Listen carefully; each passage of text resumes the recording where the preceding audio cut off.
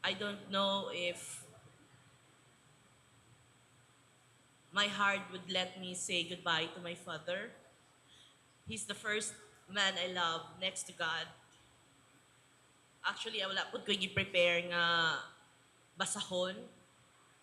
Up to the last minute nga naghilak ko diha kay ang last words sa akong amahan is ayaw hilak na diha. Di na ka maghilak, di maghilak because I am strong. Kaya na ko ni kay strong man ko. Up to the last moment, habang naghilak ko diri, na naghatag sa kumpanyo nga dots. Unya, sa ako ang life, very important sa ako ang dot kay very meaningful kay ni sa ako. So naagyod gihapon ang akong amahan. Um, for 28 years, nalipay ko nga nakabalik ko diri sa Malita o nakatungtong na pud-usab diri sa simbahan, but unfortunately wala na akong amahan nga kami magsimba kauban si mama. um, Father's love is very deep. I'm not saying that the mother's love is not deep as well, but father's love is very deep because they can usually, men cannot really express themselves properly. Kay ila lang yun ang iloom, maghilak sila sa ilahang dughan. Um, I know and I could feel that my father loves me so much, not just me, but by Ate Jinky, Ate Butchie, Kuya Bong, all our cousins, Ate Tiffany, and pati si Do, si Linlin, nga gituring na po nga ilang anak, si Eileen, si Kathleen, o ang tanan niya nga mga paryente nga naa sa Bulila. Akong pagkakaroon, mangayo ko og dakong pasalamat yun sa mga kamot nga gihatag sa ako sa Ginoo kay ang Ginoo mohatag man kada isa kanato og uh, instrument nga makatabang sa atong kinabuhi. During the time of the death of my father, the key nga mas smooth tanan kay wala man jud may kaila sa samal kay nag-palliative care na lang man si Papa.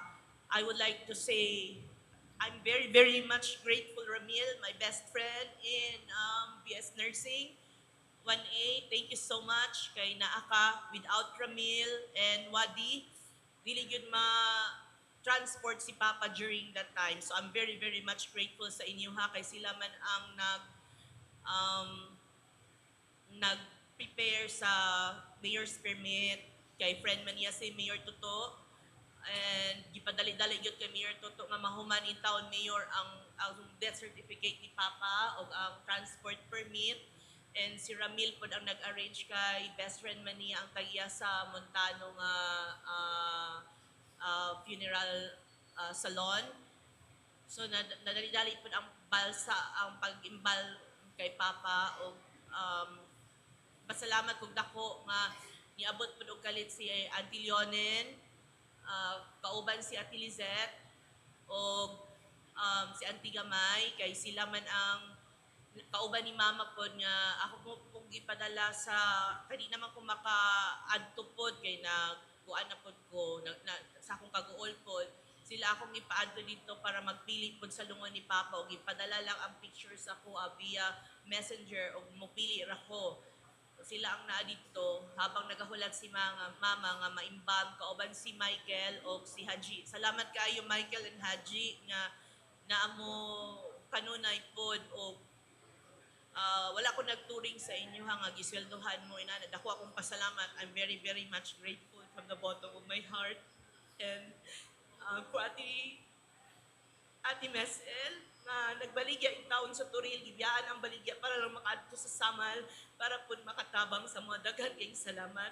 Kay Shobe sa iyahang pagpahulam sa sakyanan. Salamat kaayo.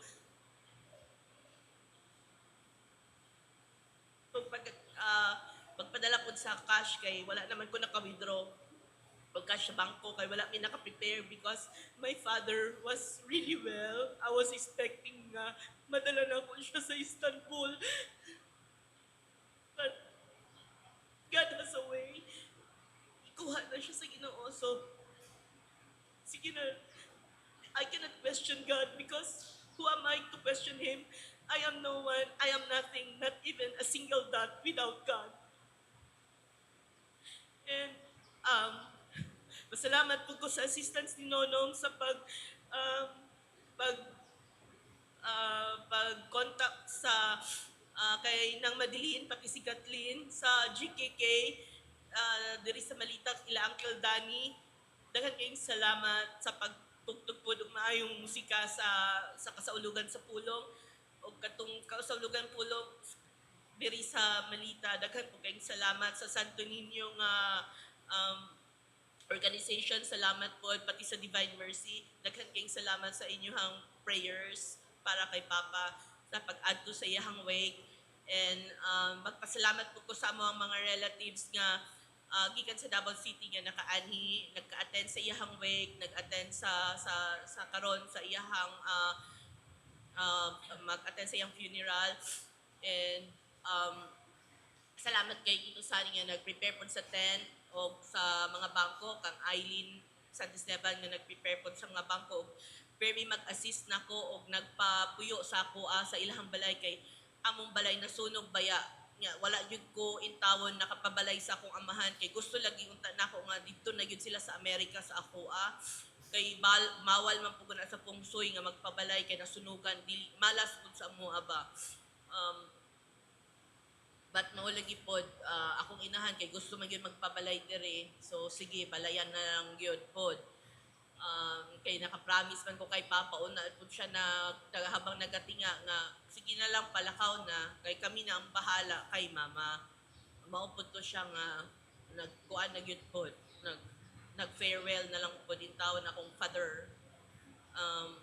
And then minsan pa wala na pasalamatan kadto mga relatives sila Uncle Oscar nga taga-Tagum.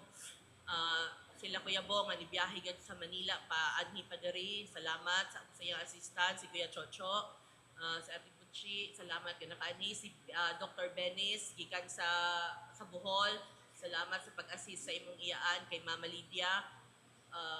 Si Ate Tiffany, although nagsakit si Auntie Linda, nakaani, daghang kayong salamat. Sa assistance kay Kuya Nathan sa pagpalit sa wheelchair sa akong amahan nga wala pod mila ay masugo kundi siya nakapalit sa wheelchair. So sa daghan kayong salamat. Akong ate, si Ate Jinky, salamat pod nga nagduaw-duaw kay Papa o nagpadala og mga pagkaon nga nakaon pa niya habang wala pa siya nga nagkuan na lang NGT. Kay Tita Daisy nga na-affirm kay Papa, daghan kayong salamat. Ila Auntie Evie, salamat. Auntie Nida, Auntie Edna, Auntie Becky, daghan kayong salamat.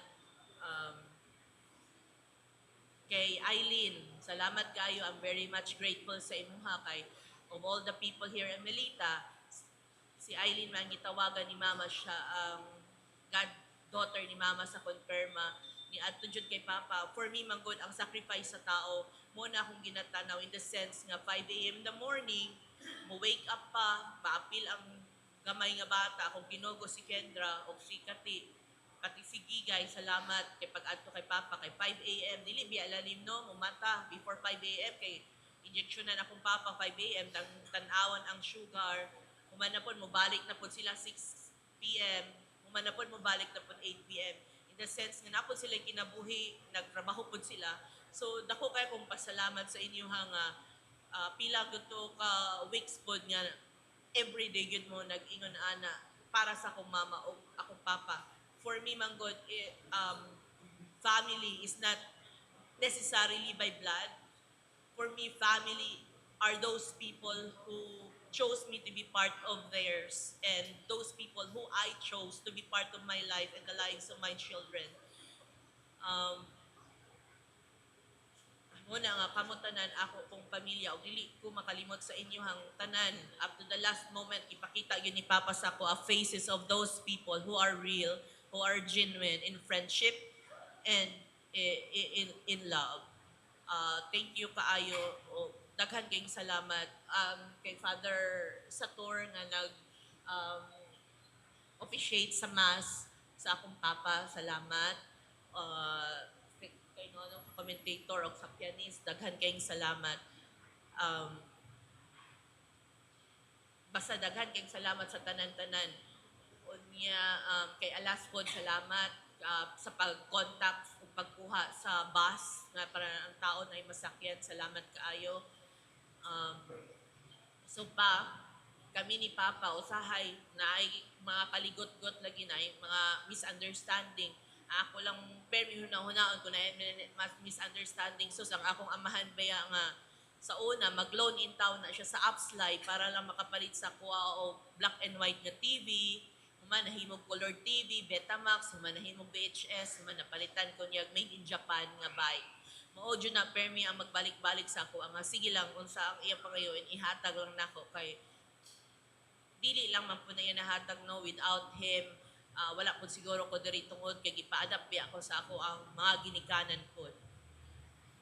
So, salamat kayo pa o I love you so much. Walang nagmasulti.